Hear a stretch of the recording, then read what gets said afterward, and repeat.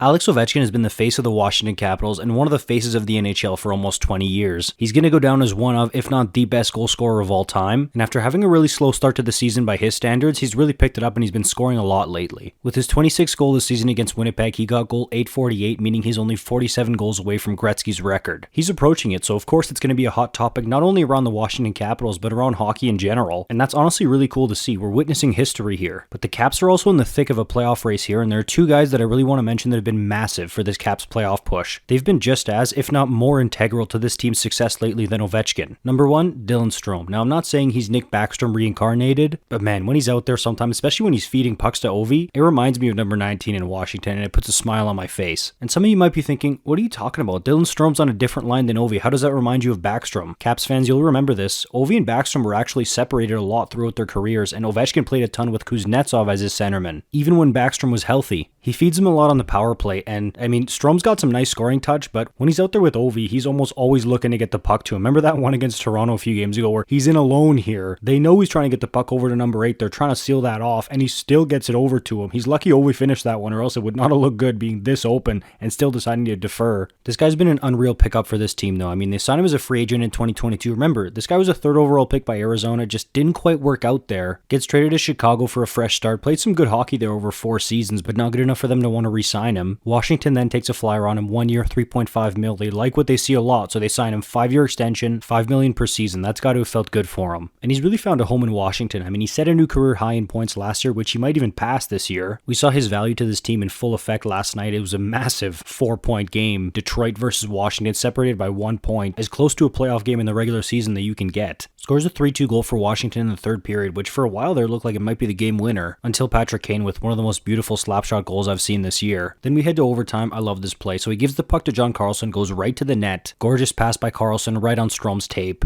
Absolutely massive win for Washington. And look, Ovechkin's played the hero for the Caps so many times over his career. It's the first name you think of when it comes to that franchise. He's gotten plenty of glory. I'm so happy that somebody else, especially somebody who's been playing such good hockey for this team, he's the team leader in points, gets to be the hero in such a massive game for that team. The other guy I got to give some love to on this team, you must have seen this coming, it's Charlie Lindgren. Again, even on a team with Ovechkin chasing greatness, Lindgren is easily this team's MVP this season, and he's the biggest reason they're in the playoffs right now. Undrafted, picked up by the Montreal Canadiens as a free agent, had a few cups of coffee over 5 seasons with them, never really panned out even as a backup. The most he played was 14 games in 2017-18. Darcy Kemper was supposed to be this team's starting goaltender. He's the one with the big money contract, with the Stanley Cup experience. So far, Lindgren has straight up taken that job, so much so that they started Lindgren on Darcy Kemper bobblehead night in Washington. There's some other names that deserve their flowers here too. I mean, Rasmus Sandin has stepped up for this team, John Carlson obviously, Connor McMichael super encouraging for the franchise going forward. But if this team does end up making the playoffs, by all means give Ovi his credit. I know I'm going to. I'm probably going to make more videos talking about him, but I also want to make sure the guys like Charlie Lindgren and Dylan Strome get some love because they've been so huge for this team. As usual, give me your thoughts in the comments. And after Ovechkin, who's the first name that pops in your head when you think Washington Capitals? Not exactly the team right now, but just in general, the franchise. For me, it's Mike Green. I don't know why, but it's Mike Green.